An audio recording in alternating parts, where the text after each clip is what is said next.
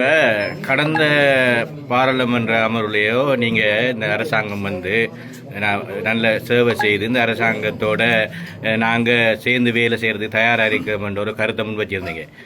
அதே நேரத்தில் இப்போ நேற்றைய தினம் நீங்கள் பார்த்தீங்கன்னா கையீட்டின் இடத்துல மத குரு உட்பட அங்கத்திய நகரசபை உறுப்பினர்கள் பலர் கைது செய்யப்பட்டிருக்காங்க. இந்த அரசாங்கம் பாராளுமன்றத்தில் ஒரு கதையையும் மக்கள் மத்தியில் ஒரு கதையையும், ஆனால் இங்கே இலங்கையில் இருக்கிற இடங்களில் ஒரு சில நடவடிக்கைகள் மேற்கொண்டு வருது. இதை நீங்கள் எவ்வாறு பார்க்குறீங்க? உண்மையில் நான் தெளிவுபடுத்த வேண்டும். நல்ல கேள்வி. அதாவது பாராளுமன்றத்தில் தெளிவாக சொன்ன விடயம் என்னவென்றால், போதை வஸ்துக்கு எதிரான நடவடிக்கை, பாதாள உலக கோஷ்டிக்கு எதிரான நடவடிக்கை, ஊழல் மோசடிகளுக்கு எதிரான நடவடிக்கைகளை பாராட்டத்தக்க நடவடிக்கை என்று அன்றும் சொன்னேன், இன்றும் சொல்லுவேன், எப்பவும் சொல்லுவேன். அதே வேளையில தவறான செயற்பாடுகள் எதுவும் இருந்தால் உடனடியாக சுட்டிக்காட்டப்படும் என்பதையும் சொல்லியிருந்தேன். அந்த அடிப்படையில் பிரஜாசக்தி விடயத்தில் செய்யப்படுகின்ற நியமனத்தை சுட்டிக்காட்டி பேசியிருந்தேன். இது ஒரு தவறான விடயமாக அமையப் போகின்றது என்று சொல்லியிருந்தேன். அதேபோன்று தையிட்டி விகாரை நேற்று நடைபெற்ற அந்த பாராளுமன்ற உறுப்பினருக்கு எதிராக எங்களுடைய மதகுரு வேலன் சுவாமி அவர்களுக்கு எதிராக செய்யப்பட்ட போலீஸ்காரின் மூர்க்கத்தனமான செயற்பாட்டை நான் உடனடியாக கண்டித்து சொல்லியிருக்கிறேன்.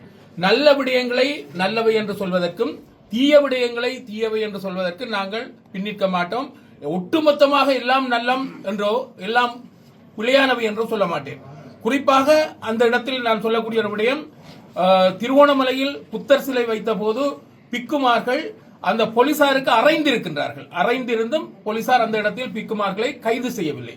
அதே நேரத்தில் வேலன் சுவாமி அவர்களை பொறுத்தமட்டில் அவர் அந்த நியாயமான முறையில் அந்த ஆர்ப்பாட்டத்தை செய்த போது அவரை கிட்டத்தட்ட இழுத்துக்கொண்டு அவர்கள் அந்த வாகனத்தில் ஏற்றியிருந்தார்கள். ஆகவே இது போலீசாரின் கடந்த கால மூர்க்கத்தனமான அல்லது ராஜபக்ச காலத்தில் செய்யப்பட்டது போன்ற ஒரு செயல்பாடாக அமைகின்றது. என்ன பொறுத்தமட்டில் நல்லவை எதுவாக இருந்தாலும் அவற்றை சுட்டிக்காட்ட பயப்பட போவதும் இல்லை. தீயவை செய்யப்பட்டால் அவற்றை அவ்விடத்திலே சுட்டிக்காட்டுவோம். ஒட்டுமொத்தமாக எதையும் பூசி மெழுகி எல்லாம் நல்லமென்றோ எல்லாம் தவறு என்றோ சொல்ல மாட்டோம்.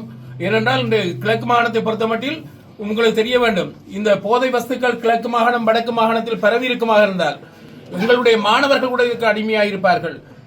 கொழும்பு மாவட்டத்தில் உங்களுக்கு தெரிய வேண்டும், 2,30,000 மேற்பட்ட மாணவர்கள் போதை வஸ்தை பாவிக்கின்றார்கள் என்று சொல்றார்கள்.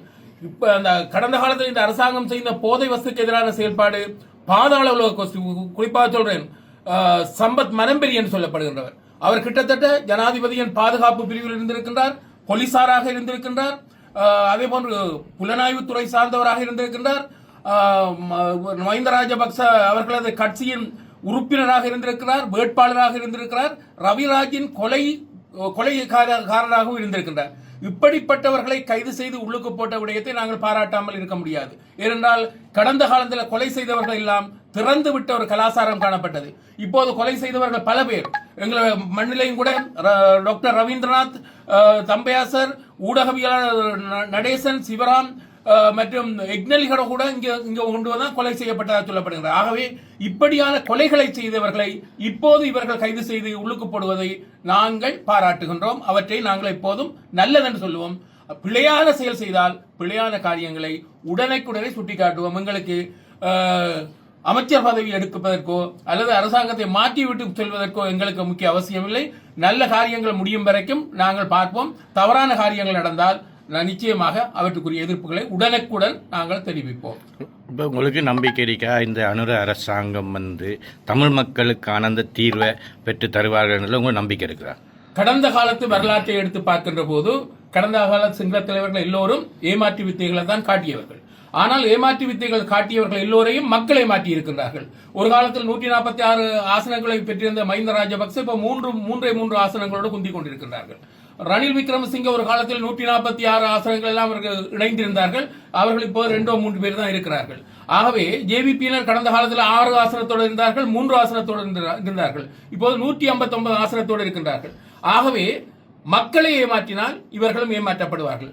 இவர்கள் இப்போது இந்த போதை வஸ்து மற்றும் பாதாள உலக கோஷ்டி, ஊழல் மோசடி போன்றவற்றுக்கு எதிராக நடவடிக்கை எடுக்கின்ற போது அது எங்களுக்கு ஒரு திருப்திகரமாக இருக்கின்றது. இப்போது கடந்த காலத்தில் கொலை செய்தவர்களை கூட திறந்து விட்டார்கள். உங்களுக்கு தெரியும், பல்வேறுபட்ட ஒரு மந்திர வித்தைகள் எல்லாம் காட்டி திறந்து விட்டார்கள். இப்போது பிடித்திருக்கின்றார்கள். இப்போது இந்த கொலை கலாச்சாரம் என்பது மட்டக்களப்பை பொறுத்த மட்டில் அல்லது கொலை செய்தவர்கள் நடமாடி திரிகின்ற செயற்பாடு என்பது குறைந்திருக்கின்றது. ஆனால் இனப்பிரச்சனை தீர்வு என்பது உண்மையில் சிங்கள தலைவர்கள் நழுவி விட்டு செல்லுகின்ற ஒரு விடயம். நாங்கள் நேரடியாக ஜனாதிபதியை சந்தித்து எங்கள் கட்சி கேட்ட போது சொன்னார்கள், ஜனவரி மாதத்திலிருந்து புதிய அரசியல் யாப்பை கொண்டு வர போகின்றனர் சொல்லி இருக்கிறார்கள். அந்த புதிய அரசியல் யாப்பு கொண்டு வருகின்ற போது நாங்களும் சொன்னோம் சொன்னால், எங்களுக்கு மீளப் பெற முடியாத மத்திய அரசு மீண்டும் அதிகாரத்தை பெற முடியாத மாநில அரசுக்குரிய அதிகாரங்களை தர வேண்டும் என்று சொன்னோம். எங்களுக்கு தேவையானது அபிவிருத்தி என்பதாக நாங்கள் மட்டுப்படுத்த இயலாது. எங்களுடைய பிரச்சனை புரையோடி போயிருக்கின்ற இனப்பிரச்சனை. புரையோடி போயிருக்கின்ற இனப்பிரச்சனைக்குரிய தீர்வு நீங்கள் தந்தால் உங்களோடு சேர்ந்து நாங்கள் பயணிப்பதற்கு தயார். அதற்காக அமைச்சர் பதவி எடுப்பதென்று இல்லை. எங்களுக்குரிய நியாயமான தீர்வுகளை தந்தால் நாங்கள் பயணிப்பதற்கு தயார்.